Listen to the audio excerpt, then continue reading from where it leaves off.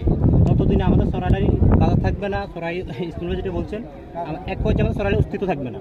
যার কারণে এই মুহূর্তে আমাদের 1 নম্বর দাবি হচ্ছে এখন এখানে অন্তত 5 কিলোমিটার ব্লক দিয়ে আমাদের এর যে নদী ভাঙ্গন এই নদী ভাঙ্গন রোধ করা, এটা হচ্ছে আমাদের প্রথম দাবি। দ্বিতীয় নম্বর দাবি হচ্ছে আমাদের যে অনতিবিলম্বে বরজডেম যে বাঁধ এই বাঁধ কার্যকর নির্মাণ কাজ শেষ করা। তৃতীয় নম্বর বিষয় হচ্ছে আপনার এখানে একটু খেয়াল করে দেখবেন, এখানে একটি সুইচ আছে, এই সুইচটা অনতিবিলম্ব চালু করা। আমি যদি একটু সংক্ষেপে বলি যে এই নদী অনেক আগ থেকে ভাঙতেছে,